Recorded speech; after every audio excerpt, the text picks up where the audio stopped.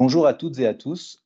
Merci d'être parmi nous aujourd'hui. Nous vous proposons un webinaire sur la thématique du travail de nuit et du sommeil. Nous avons décidé d'aborder cette thématique, notamment car nous sommes le 15 mars et il s'agit de la Journée nationale du sommeil. Et c'est donc le moment d'attirer l'attention du grand public sur une occupation qui occupe un tiers de notre vie, c'est-à-dire le sommeil. Nous allons voulu faire un lien avec ce sommeil, avec une catégorie de la population pour qui ce sujet est un enjeu majeur. Il s'agit notamment des personnes travaillant en horaire atypique et principalement ceux de travaillant de nuit. Alors, nous vous rappelons que ce webinaire est enregistré. Nous avons coupé vos micros et désactivé vos caméras pour faciliter la fluidité du webinaire. Il y aura possibilité de les réactiver à la fin pour poser des questions et que ce soit un peu plus interactif. N'hésitez pas cependant à utiliser la partie chat dans la conversation pour poser vos différentes questions et on y répondra à la fin de ce webinaire. Alors, comme on vous l'a dit, il est enregistré, ce qui permettra de le mettre sur la chaîne YouTube, où vous pouvez retrouver aussi les autres webinaires qui ont déjà été réalisés auparavant, notamment sur la notion de reconnaissance qualité de travailleur handicapé, le temps partiel thérapeutique et d'autres sujets. À l'issue de cette présentation, nous enverrons un pack prévention composé de ce support de présentation ainsi que d'une fiche conseil par rapport au travail de nuit. Donc, pour animer ce webinaire, on le fera à deux. Donc, moi-même, Gwen Nespoulos, ergonome au SSTI 33. Et Anne Monnier, infirmière en santé au travail. Alors, pour vous présenter ce webinaire, on va suivre différentes thématiques. Donc, je vous présente le sommaire. On fera tout d'abord une présentation des horaires atypiques avec des éléments de contexte. Puis, nous ciblerons particulièrement sur le travail de nuit, avec notamment ses effets, aussi bien en termes d'effets physiques, sociaux, mais également des effets qui peuvent y avoir sur l'entreprise. Et nous l'aborderons ensuite sous l'angle de la prévention. Prévention qui se fera à travers le sommeil, comme on vous l'a précisé, mais également de la nutrition et de l'organisation du travail. Nous terminerons ensuite par un petit quiz et un temps d'échange. Alors, comme on vous l'a dit, on va parler un peu des horaires atypiques et pour ce faire, on va essayer de comprendre ce dont il s'agit.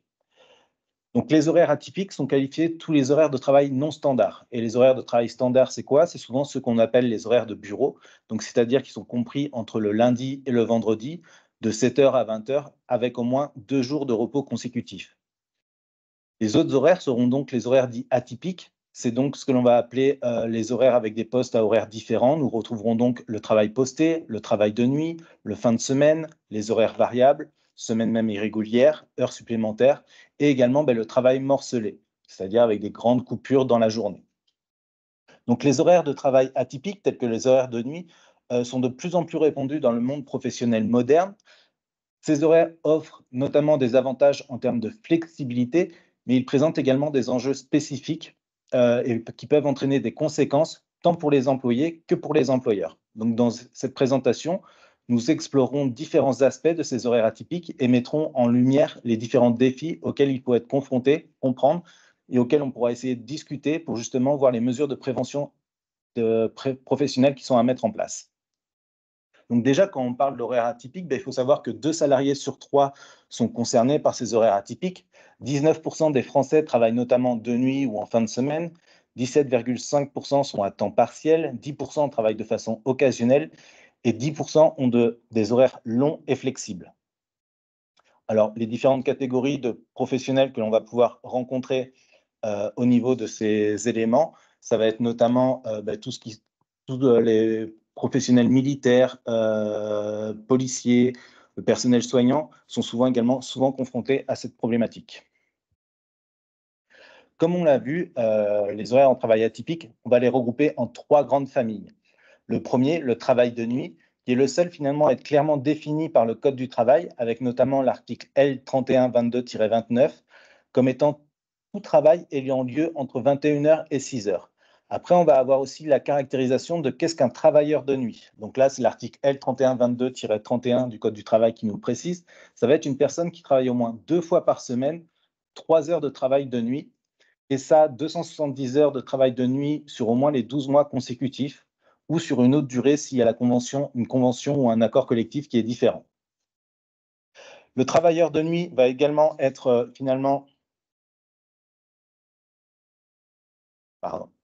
va finalement également avoir une protection par rapport à certaines dispositions et droits spécifiques.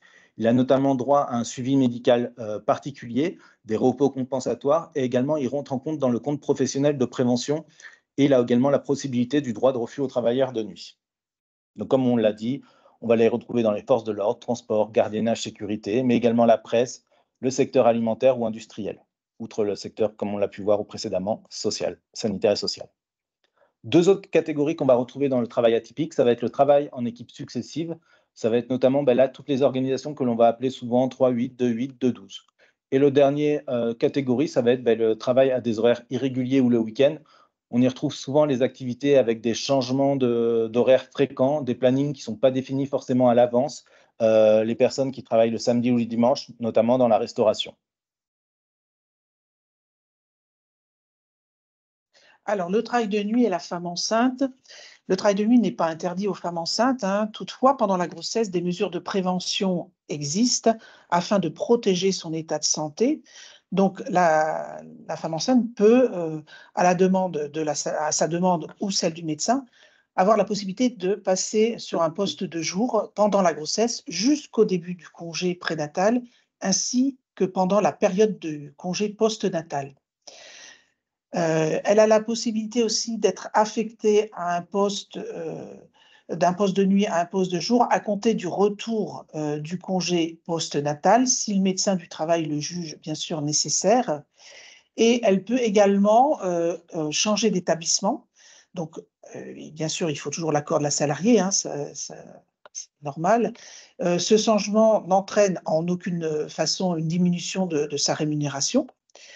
Alors, il y a également, dans les éléments, qui existent, une suspension du contrat de travail en cas d'impossibilité de reclassement. Donc, en l'absence de reclassement possible, l'employeur, lui, doit informer, la salariée par écrit, ainsi que le médecin, heu et avec les raisons, heu, qui font que la salariée ne peut pas être classée en poste de jour, ce qui a pour conséquence, une suspension du contrat de travail jusqu'à la date légale du congé de maternité et éventuellement durant la période de suspension complémentaire. Bien sûr, il y a une garantie de la rémunération et ça va être, en deux choses, une allocation journalière versée par la sécurité sociale et une indemnité complémentaire qui, elle, est versée par l'employeur. Alors, une fois avoir vu un peu les éléments de contexte, on va aborder finalement les effets qu'il peut y avoir à différents niveaux. Donc, on l'a vu que c'est sur l'individu, notamment à travers sa santé physique et mentale, sur sa vie sociale, mais également cela peut impacter l'entreprise. Donc, effectivement, au niveau de pourquoi le travail atypique va être une source de risque pour les travailleurs, et notamment ceux de nuit, c'est que finalement, cette organisation du travail, elle va venir se confronter à un rythme biologique propre à l'individu. En effet, vous allez voir par la suite que le corps humain, il a un certain rythme au cours d'une journée ou au cours d'une année, et il varie. Donc déjà, on va commencer à rentrer en opposition ou en difficulté par rapport à l'organisation du travail.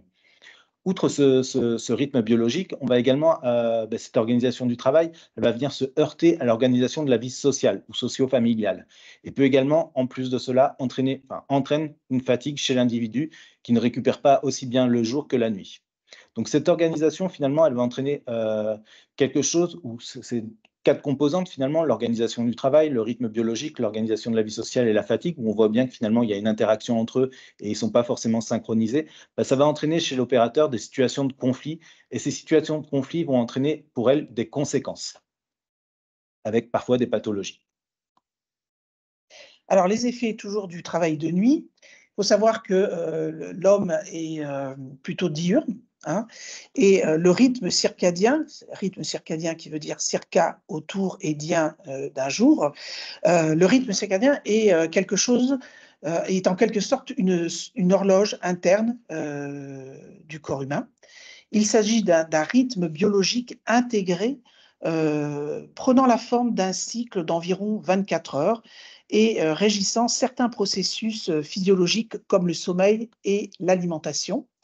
Donc on peut voir là sur la diapositive, qu'on atteint un pic, matinal de vigilance vers 10 heures du matin. Et puis, vers 16 heures, il y a une baisse de la vigilance post-repas, et ça remonte vers 20 heures.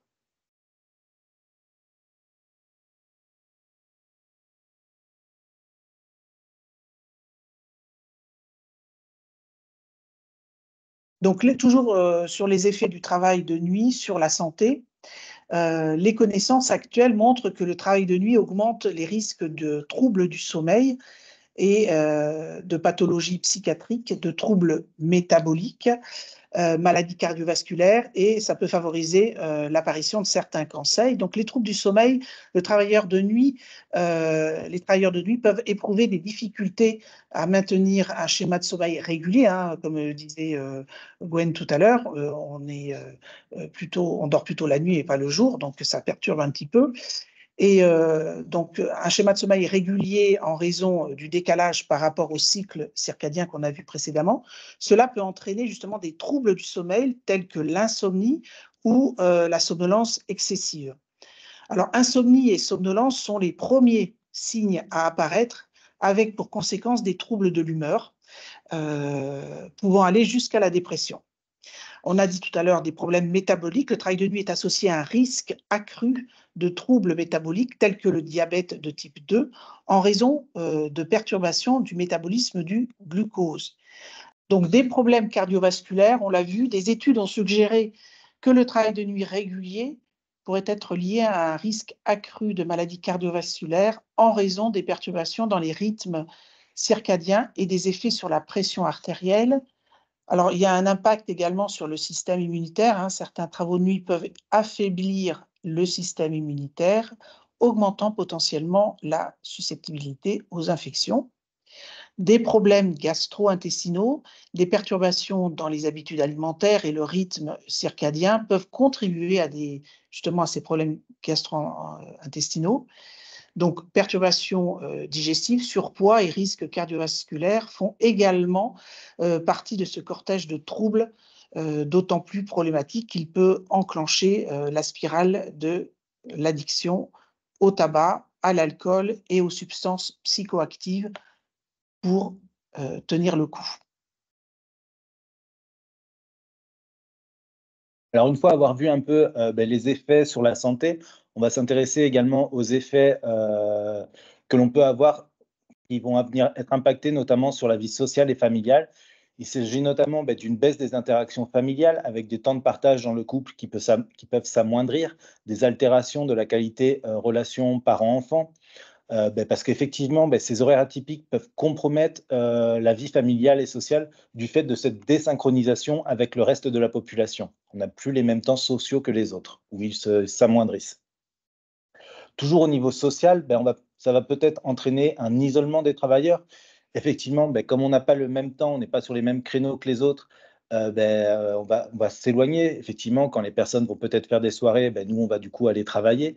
Donc cela, forcément, ça ne va pas forcément avoir un impact si on travaille de nuit 1 ou 2 ans, mais effectivement, quand ça va être sur le long terme, c'est là que ça peut devenir différent et créer une distanciation, pardon. On peut également retrouver cet isolement dans la pratique sportive. Beaucoup de personnes qui vont travailler de nuit vont plutôt privilégier un sport individuel qu'un sport collectif, parce qu'effectivement, quand on se met dans un sport collectif, il y a des temps contraints, c'est-à-dire pour les entraînements, c'est fin de journée, pour les matchs, ça peut être le dimanche matin. Et donc, effectivement, ça va devenir impossible à réaliser lorsqu'on est dans des horaires de travail atypiques. Donc, ça va venir vraiment créer une cassure au niveau social. De même que cela peut entraîner du stress et de l'anxiété au niveau des horaires irréguliers, comme nous l'a montré Anne. Effectivement, il va y avoir des sécrétions d'hormones, comme on a un rythme biologique qui va se faire à certains moments, et ça peut venir justement perturber le rythme qui se met en place lorsque l'on va être en travail de nuit. On ne va plus avoir la même perception sur les situations que l'on peut rencontrer. Il va également y avoir un impact sur l'entreprise.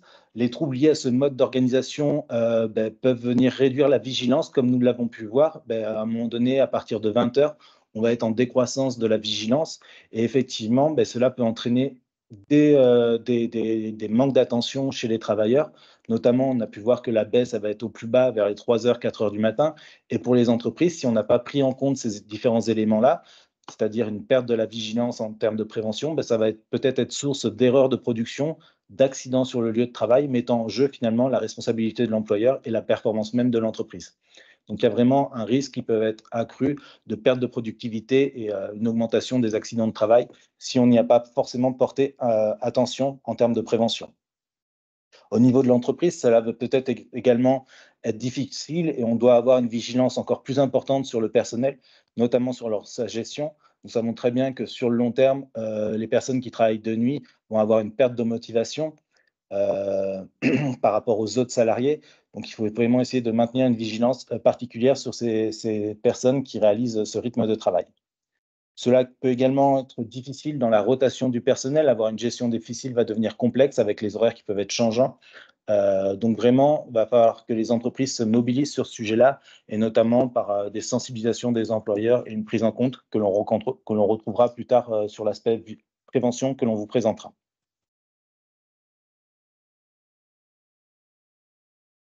Donc effectivement, là, on va passer, comme je vous disais, à la partie prévention, où l'on va aborder le sommeil, l'alimentation, l'organisation de travail, quelques points de vigilance, ainsi que le suivi médical. Alors le sommeil, pour ça, il faut faire un petit focus sur le cycle du sommeil. En effet, une nuit comprend 4 à 6 cycles et un cycle correspond à 90 minutes. Alors certains auront 4 cycles et d'autres 6, hein, ça dépend si on est petit ou gros dormeur. Il faut savoir que le sommeil est réparateur si les cycles se déroulent de manière harmonieuse, hein, et le nombre de cycles est variable, comme je vous l'ai dit, d'une personne à l'autre, pour se sentir bien reposé.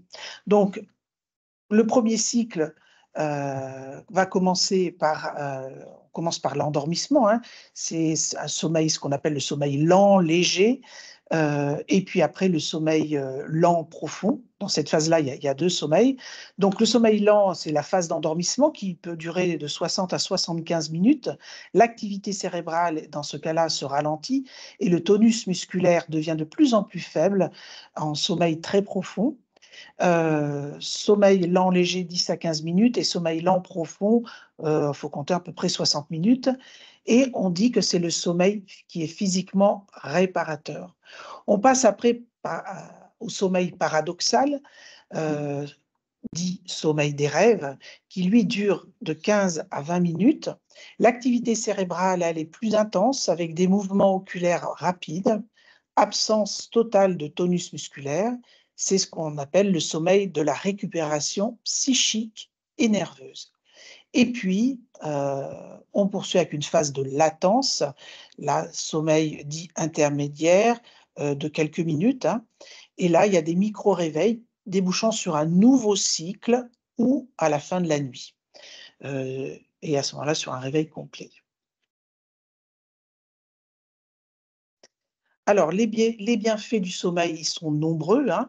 On a vu, il y a une récupération intellectuelle qui favorise le stockage et l'organisation de nouvelles connexions, connexions entre les neurones, hein. Le maintien des fonctions de l'apprentissage, de la mémorisation et l'adaptation à des circonstances nouvelles. Et puis la récupération physique, c'est la mise au repos de l'organisme avec une réduction des dépenses énergétiques et la reconstitution des stocks d'énergie métabolique, glycogène contenu dans le foie. Donc, c'est la mise au repos également du système cardiovasculaire. Alors, comment bien dormir, et favoriser un bon environnement de sommeil? Ça, c'est très important, hein. Il faut privilégier des horaires de sommeil réguliers, se coucher quand apparaissent les premiers signes d'endormissement. Quand vous voyez que vous bâillez, choses comme ça, il faut, aller vous coucher. L'aménagement de la chambre est important aussi. Bien sûr, il y a des choses à bannir de la chambre, c'est la télévision, les ordinateurs, les écrans à la lumière bleue, les portables, les tablettes, tout ça, doit pas être dans la chambre ou alors désactivé. Il faut, favoriser une obscurité totale, une température autour de 18 degrés. Et puis si vous êtes dans un environnement, bruyant, eh bien, c'est bien de se munir de bouchons d'oreille. À côté de ça, il faut avoir une bonne hygiène de vie, hein. Il faut favoriser des activités calmes, plutôt en fin de journée de travail, éviter le sport, violent. Ça peut être des séances de relaxation plutôt, yoga, sophrologie, ça aide. Il faut pratiquer une activité sportive régulière, hein, comme la marche, voilà, il y a d'autres choses aussi, ce que vous aimez. Il faut absolument, on le verra tout à l'heure, limiter votre consommation d'alcool et de tabac et d'excitants. Éviter, la lumière dans les heures qui précèdent le coucher et notamment pour les travailleurs de nuit qui quittent leur poste de nuit le matin, surtout en été où la lumière, du matin est assez, importante. À ce moment-là, on peut leur conseiller de mettre des lunettes de soleil et puis, favoriser une douche chaude avant de travailler et froide avant de se coucher, hein, puisque le sommeil est quand même, on l'a vu tout à l'heure, une température d'une chambre de 18 degrés et puis, une température du corps aussi, basse qui favorise l'endormissement. Alors, il y a aussi, la sieste, hein, qui peut aider. Alors, quand faire la sieste? Parce qu'en fait, la sieste, elle est préconisée en cas de somnolence, déconseillée en cas de fatigue et absolument contre-indiquée en cas d'insomnie. Alors souvent, les mots fatigue et somnolence sont souvent considérés, à tort comme des synonymes. Donc on définit en fait la somnolence comme un état intermédiaire entre la veille et le sommeil, caractérisé par une tendance irrésistible à l'assoupissement, si la personne n'est pas stimulée. La somnolence peut être liée à un manque de sommeil, à la prise de médicaments ou à un trouble du sommeil. La fatigue, elle, est une sensation d'affaiblissement physique et moral qui survient à la suite d'un effort soutenu.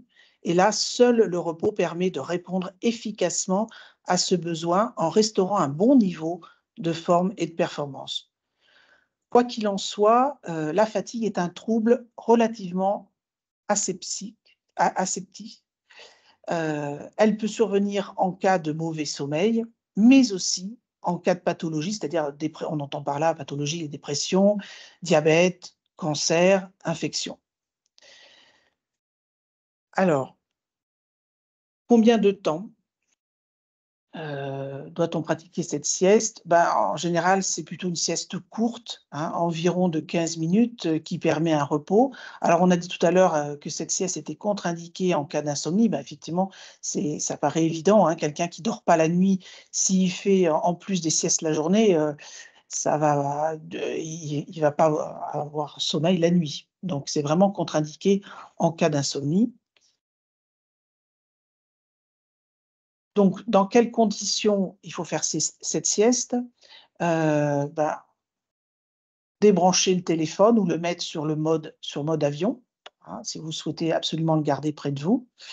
S'installer confortablement, privilégier la pénombre, on a vu que ça favorisait le sommeil, un endroit tranquille, calme, se relaxer, respirer calmement, se détendre, c'est là où les exercices de sophrologie peuvent aider.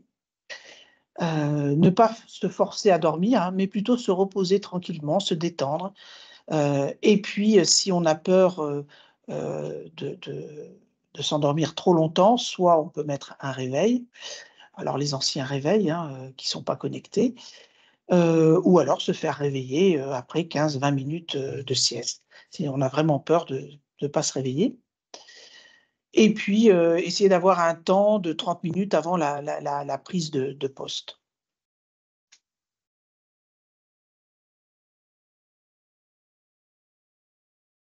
Alors, toujours, concernant la fatigue, la somnolence, mais là, on va, passer plutôt à la fatigue et la somnolence au volant.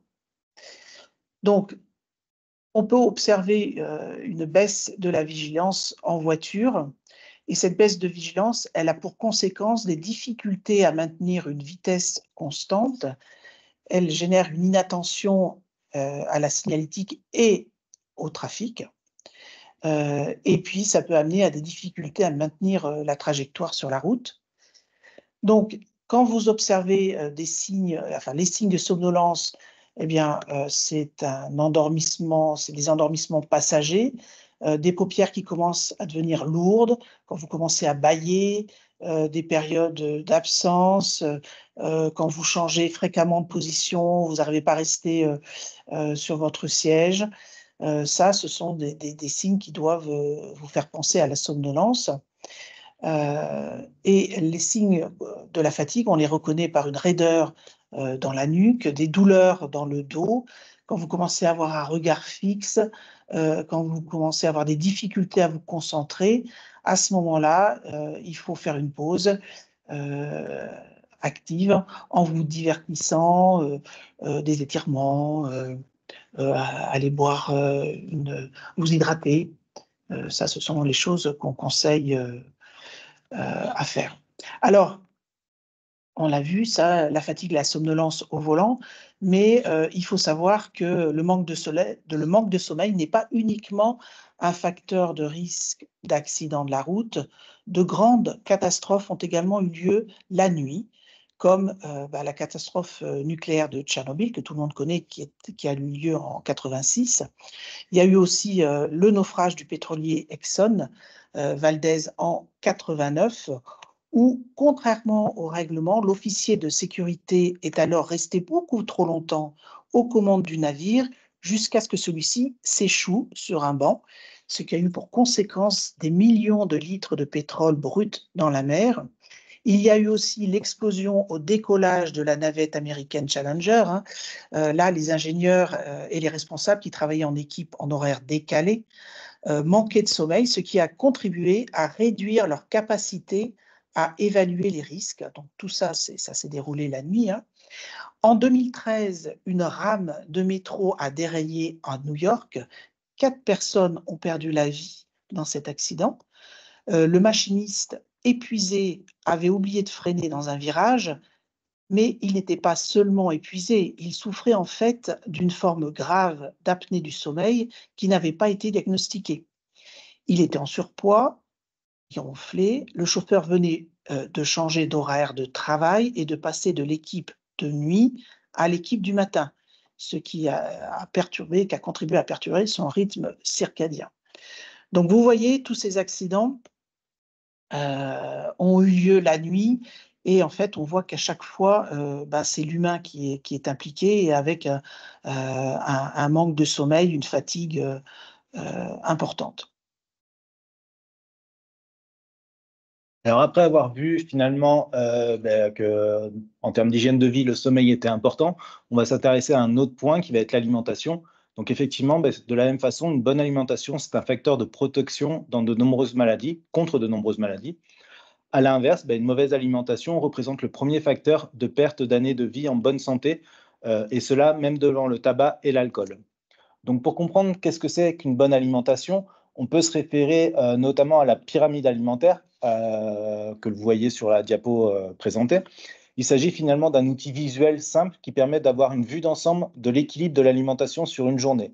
Grâce à cette structure, on comprend d'emblée les éléments que l'on va pouvoir consommer de manière en grande quantité, avec un rapport optimal, et celles qu'on va devoir limiter. Donc, le plus important des matières qui doivent être consommées figure à la base, et plus on monte, moins elles deviennent indispensables. Donc, la pyramide, elle a évolué depuis quelques années, notamment en y ajoutant l'aspect de l'activité physique présent, qui est finalement une bonne combinaison entre l'alimentation équilibrée et une pratique physique pour avoir un bon maintien physique sur le long terme, et du coup, une santé optimale.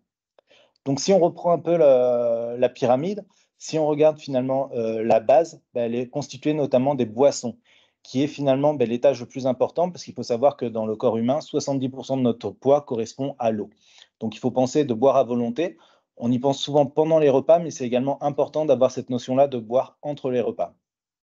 On va préconiser notamment une consommation journalière de 1,5 litre de boissons, et encore plus en période de canicule. Alors, lorsque l'on parle de boissons, on parle notamment d'eau, de café, de thé, qui ne présentent pas forcément un apport calorique important, sauf si on sucre trop le café ou le thé.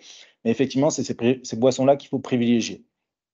Les jus de fruits ou le soda, eux, peuvent contenir du sucre et du coup perdent un peu leur importance en termes énergétiques.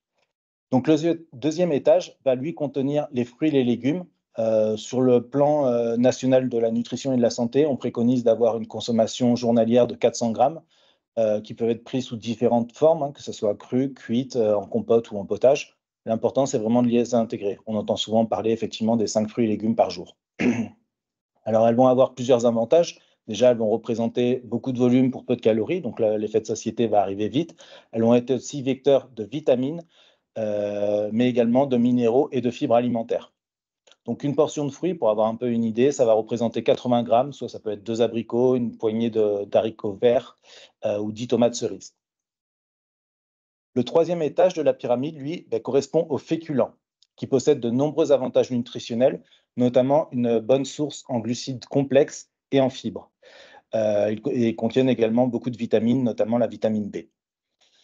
Il faut privilégier au niveau de ces glucides, de ces féculents, pardon, de les préférer sous forme complète. Ça veut dire on va plutôt prendre du pain complet, du riz entier, qui vont avoir vraiment un apport beaucoup plus intéressant.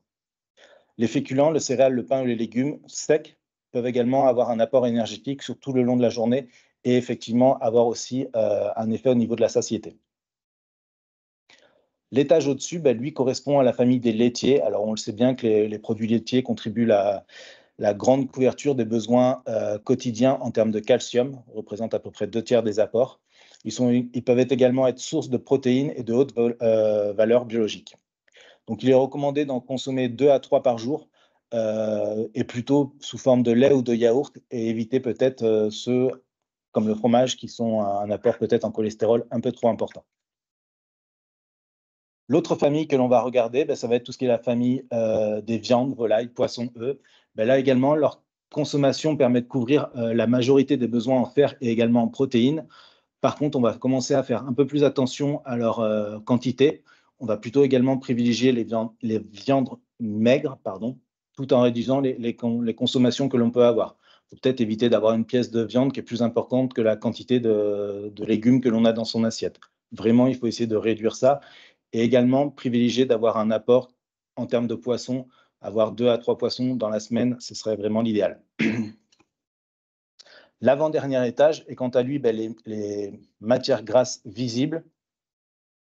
Donc, les matières grasses visibles vont être riches en lipides et en vitamine E. On va plutôt également privilégier les huiles végétales telles que le colza, olive, tournesol, qui ont un profil en acides gras plus intéressant que les autres. Attention par contre à toutes les graisses un peu cachées, notamment que l'on peut retrouver dans les viennoiseries. Donc les viennoiseries, ça nous permet justement de faire le lien sur la partie haute de la pyramide, qui sont finalement les non indispensables. Ça veut dire que ça va plutôt être l'alimentation plaisir à privilégier que ponctuellement. Donc, sur la partie droite, vous verrez que vous retrouverez un peu toutes les proportions qu'on a évoquées, sachant que cette pyramide est basée sur une consommation pour un homme adulte, pour un adulte, comprise entre 1800 à 2500 calories par jour.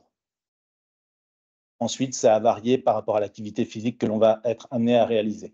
Alors, quand on parle d'activité physique, il est recommandé, pareil, d'avoir une activité physique modérée à faible d'au moins 30 minutes par jour. Donc, l'activité, ce n'est pas forcément d'aller faire un semi-marathon, mais c'est effectivement de favoriser la marche, de favoriser la montée des escaliers, de limiter l'utilisation de la voiture pour un mode de transport plus physique.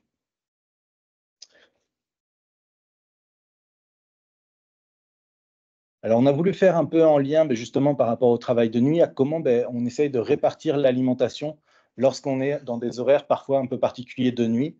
Comme on l'a vu avec Anne, parfois il est difficile de trouver le sommeil et de l'alimentation et de le synchroniser par rapport à notre rythme biologique.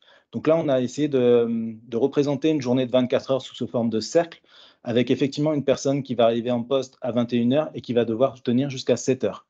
Donc dans ce cas-là, finalement, il ne devrait faire qu'une collation dans la nuit, éviter les repas. Il va plutôt essayer de faire la collation entre 2 heures et 4 heures du matin, là où finalement son niveau de vigilance est la plus bas, si vous vous rappelez le rythme circadien de la vigilance que vous a présenté Anne. Et du coup, cette collation, elle va permettre de favoriser le maintien de la vigilance. Donc, on va éviter que la collation soit copieuse. Comme je vous dis, c'est juste une collation, ce n'est pas un repas. On va plutôt essayer de faire en sorte que cette collation, elle soit riche en protéines, pour favoriser le maintien de la vigilance et en glucides complexes.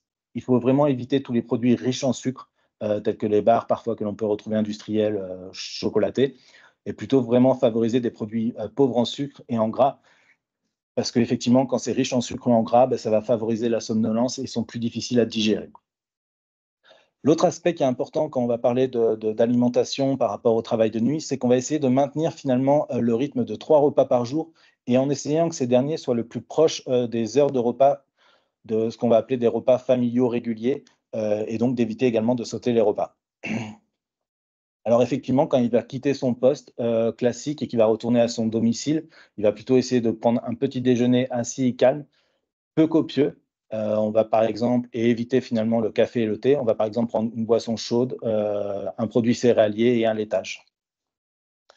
Ensuite, on va essayer d'aller directement faire sa nuit, éviter du coup d'être trop exposé à la lumière du soleil, qui, comme l'a précisé Anne, sécrète de la mélatonine, qui est un peu l'hormone qui va empêcher l'endormissement parce qu'elle favorise l'éveil. Donc, on va plutôt essayer d'aller directement proche se coucher lorsque l'on débauche. Je vais donc essayer de faire une nuit, on va dire, de 7 heures pour justement essayer de correspondre aux différents cycles que l'on a pu voir. Et ensuite, il va pouvoir faire un déjeuner complet.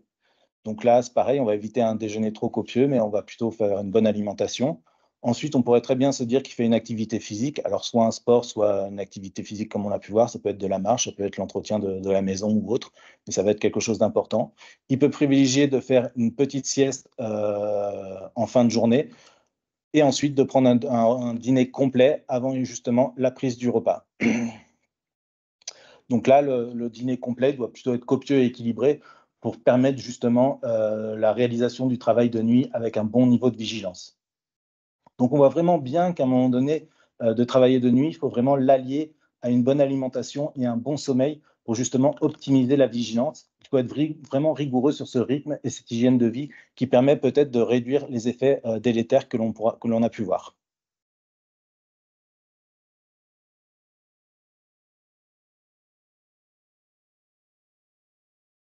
L'autre aspect de prévention que l'on va pouvoir mettre en place, qui est moins individuel, mais plus en lien avec l'organisation du travail, c'est que finalement, effectivement, l'organisation du travail doit prendre en compte que le travail de nuit ou le travail en horaire atypique a des conséquences et est donc un enjeu important pour les travailleurs, mais également pour l'entreprise. Donc, cependant, on peut voir qu'une planification appropriée et une attention à la santé de ses salariés et des aménagements adéquats vont permettre de réduire ou de minimiser les risques. Donc vraiment, il faut en avoir conscience. Donc ce qui peut être fait, ça va être d'agir sur l'organisation du travail en ayant bien conscience que c'est un risque et donc en l'intégrant, le travail de nuit dans le document unique d'évaluation des risques professionnels. Ensuite, on va essayer d'affecter en priorité les salariés volontaires à des postes de travail de nuit. On va également se concerter avec eux sur la définition des horaires, des cycles de travail, de voir un peu la compatibilité également que l'on peut faire des horaires de travail de prise et de fin de poste par rapport à des transports en commun, où là, peut-être qu'on pourra justement réduire le risque routier. On va également adapter l'activité du travail au rythme biologique dans la mesure du possible. Effectivement, ce n'est pas toujours possible sur tous les métiers, mais sur certains, parfois, on peut aménager à un moment donné les tâches par rapport aux horaires de nuit. On va plutôt privilégier en début de nuit de faire des tâches à forte attention ou avec des charges physiques importantes et on va peut-être les réduire quand justement on sait que c'est là où il y a le moins de vigilance et du coup on sera encore plus sujet à des accidents du travail. On va également essayer d'adapter les rythmes de travail, ça veut dire qu'on va privilégier des cycles de rotation rapides de 2 à 3 jours ou de proposer même, dans certains cas quand c'est possible, une planification en 2-8 avec une équipe de nuit permanente. L'idée, c'est qu'effectivement, on va faciliter la synchronisation, la désynchronisation des rythmes si on est sur des temps courts, comme on a pu le voir dans les accidents que présentait Anne, notamment ferroviaire. L'impact de passer d'un cycle de nuit à un cycle de jour, c'est parfois très difficile avec des contraintes pour le rythme biologique. On va également permettre aux salariés d'anticiper leur planning avec une prévisibilité du planning, que ce soit régulier, flexible, c'est-à-dire qu'il peut peut-être y avoir des arrangements parfois entre les salariés pour justement à un moment donné avoir accès à des temps sociaux qui sont présents. Donc on va essayer de voir si entre les équipes ou en interne des équipes, les salariés ne peuvent pas s'arranger entre eux. On va également prendre en compte les temps de transmission entre les équipes. Effectivement, là aussi, ça peut être source d'accident du travail. Si l'équipe de nuit n'a pas donné les bonnes informations sur comment s'est déroulée l'activité de nuit, parfois l'équipe du matin ne prend pas en compte ces informations et du coup, c'est là où elles ne savent pas comment la machine s'est peut-être comportée et ça peut être risque d'accident. On va également organiser les temps de pause, surtout pendant le travail de nuit. Ça va être des choses qui vont être importantes à prendre en compte. Il faut offrir des temps de pause de récupération à un moment donné physique et mentale aux salariés.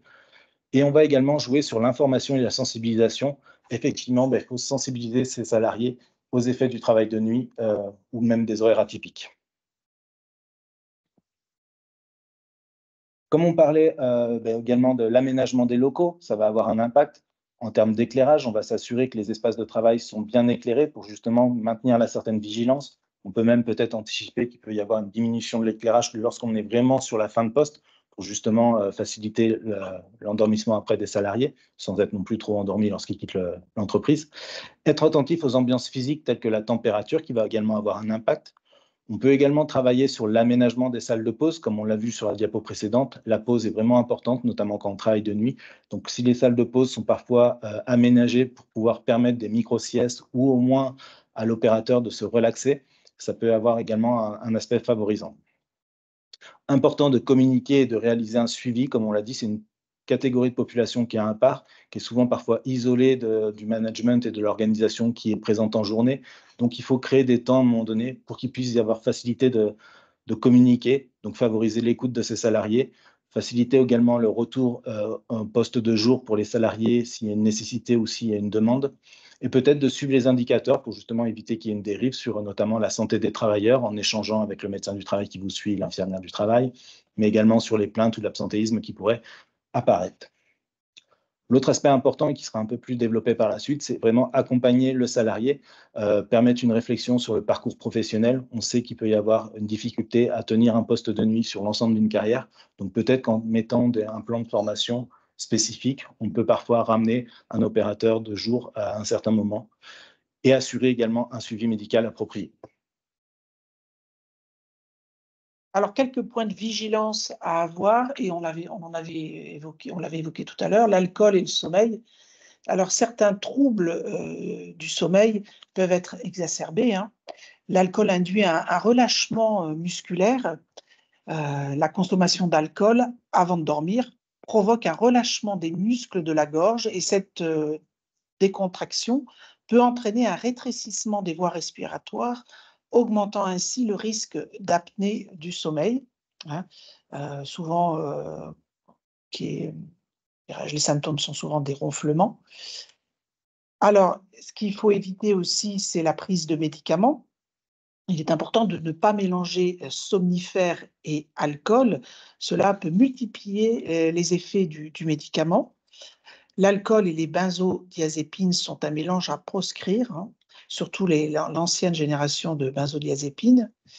De façon chronique, il altère la qualité et la quantité de mélatonine, l'hormone du sommeil, et consommer le soir pour s'endormir, il accroît le risque d'accoutumance et restreint le sommeil paradoxal.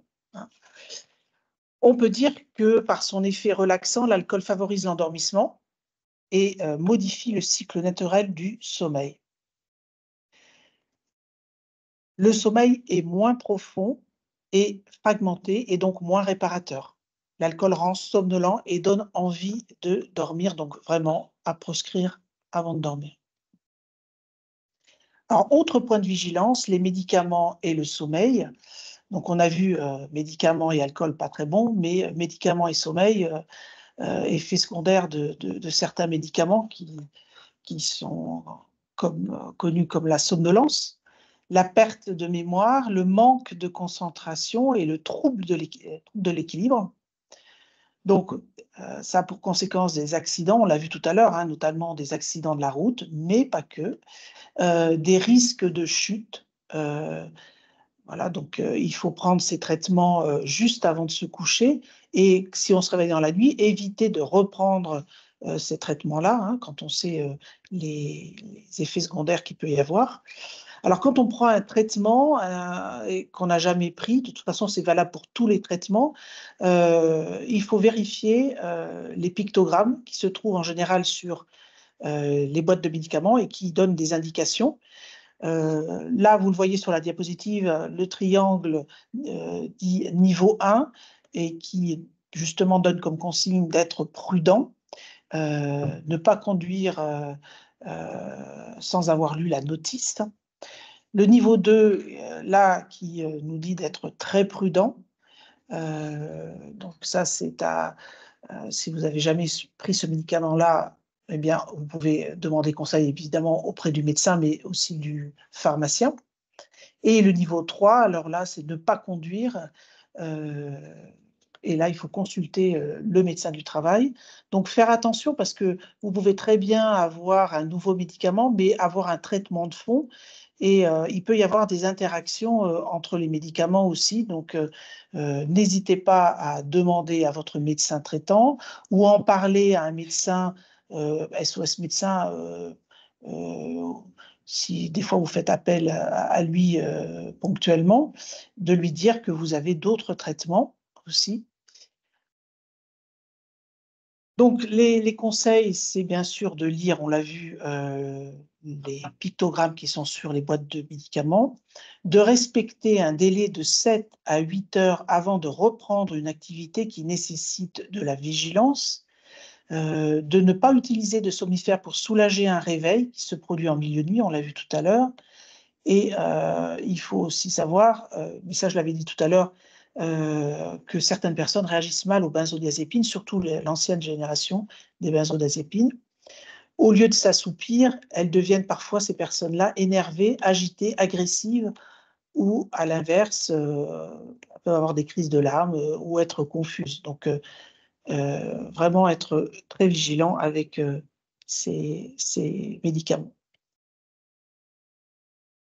Alors, il y a aussi tout ce qui est produits qui stimulent les capacités cognitives. Bah, ça peut être le café, guarana, nicotine, tout ça, ce sont des excitants. Certains médicaments qui sont détournés de leurs usages thérapeutiques qu'on peut prendre, tels que les amphétamines, la modafinil. Il faut savoir que si elles améliorent l'attention, il y a une amélioration de l'attention et du temps de réaction, et c'est des effets qui sont temporaires et modérés, euh, associés souvent à des troubles du sommeil.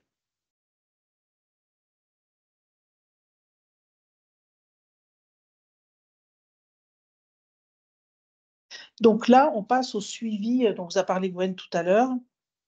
Effectivement, la médecine les travailleurs de nuit sont également suivis par la médecine du travail. Et la réglementation prévoit que les travailleurs affectés à des postes de nuit doivent faire l'objet d'un suivi donc, adapté par les services de prévention santé au travail. Donc, normalement, la première visite doit avoir lieu avant la prise de poste, ce n'est pas toujours le cas. Et cette visite consiste à informer le salarié.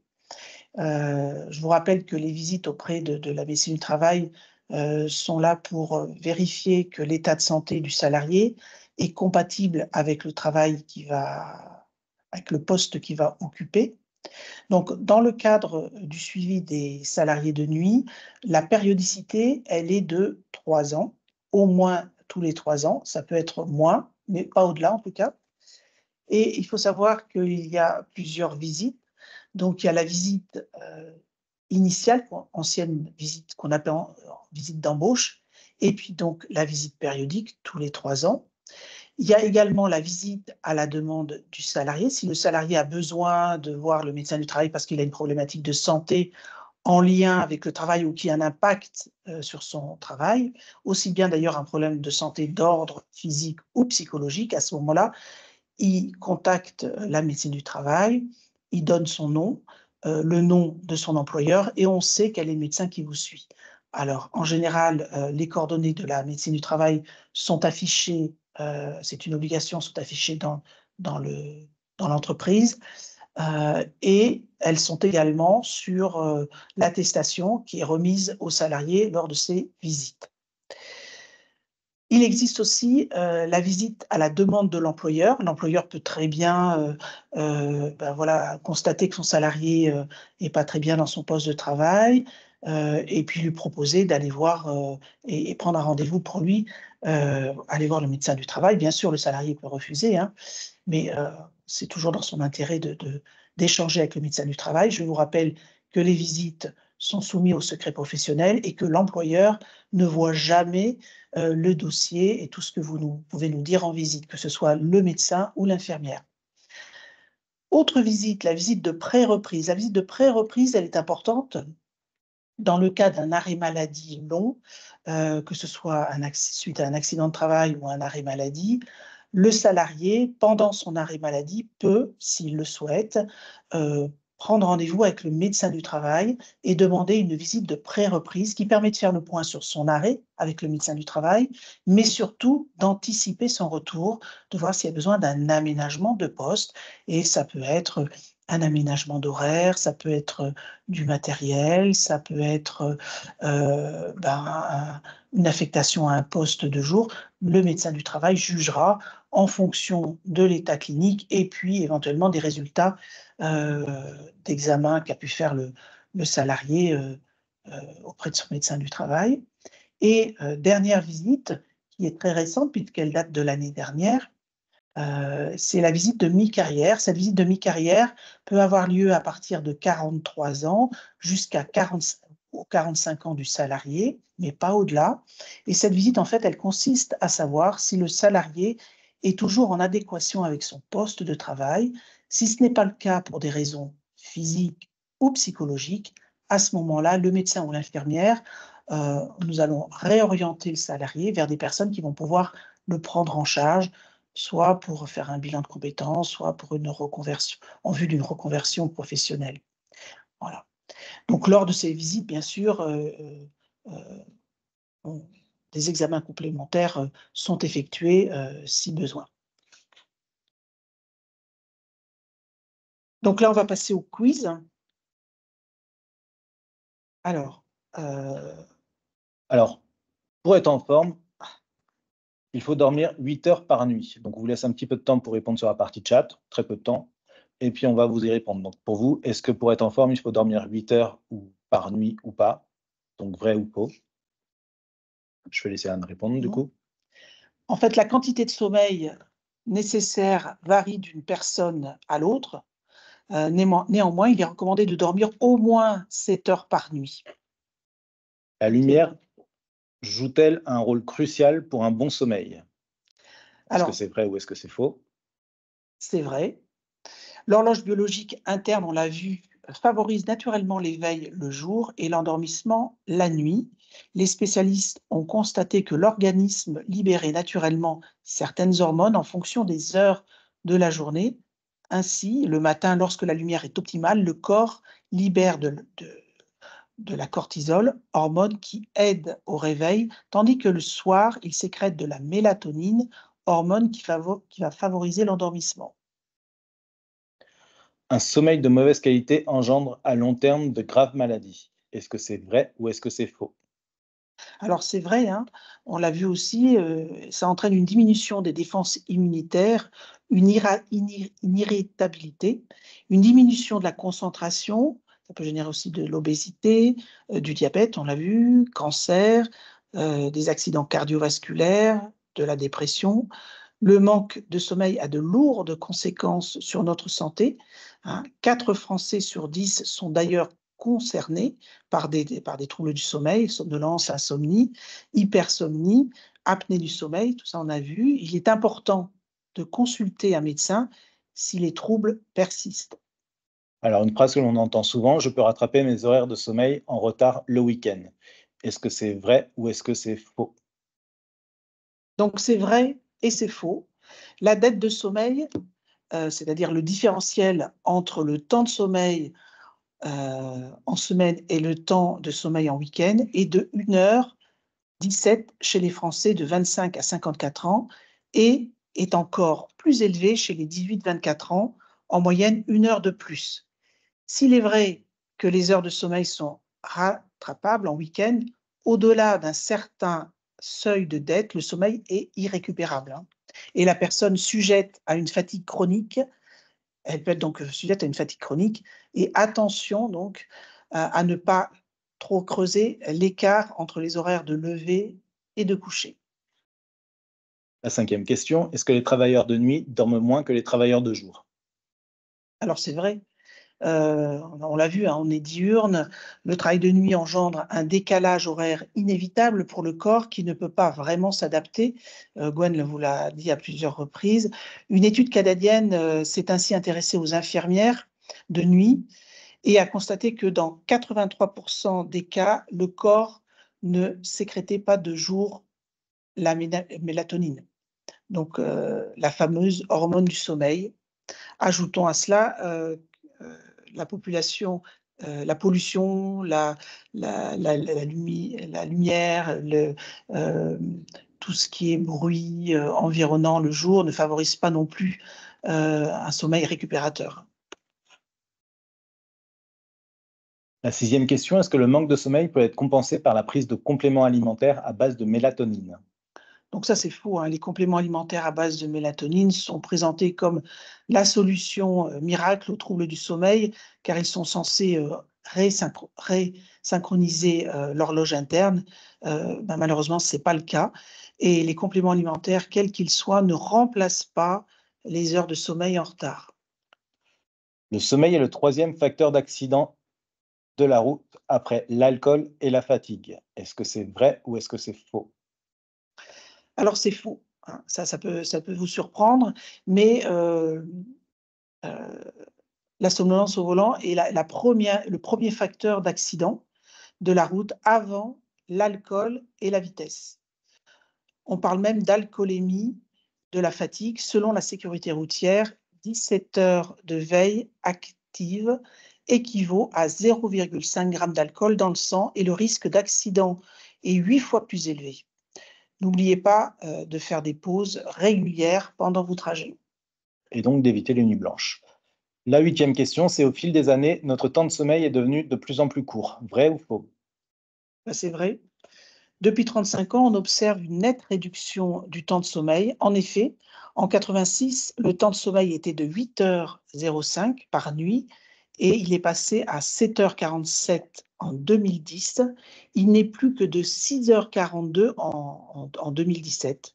Donc aujourd'hui, en 2024, on n'a pas les chiffres, mais j'espère que ça n'a pas encore baissé. Les lumières des ordinateurs et des smartphones empêchent-elles de dormir? C'est vrai, on l'a vu, hein.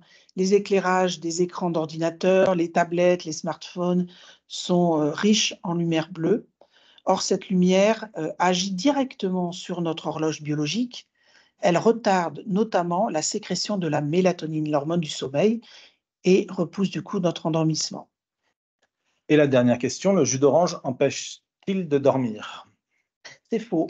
Ni le jus d'orange, ni la vitamine C n'empêchent de dormir. En revanche, le café, les sodas, les boissons énergisantes, on l'a vu, ne sont pas du tout nos alliés pour bien dormir. Donc après cette petite partie de quiz, on vous propose de passer à un temps d'échange. Donc n'hésitez pas à inscrire vos questions dans la partie chat ou à activer vos micros, comme on vous l'a conseillé.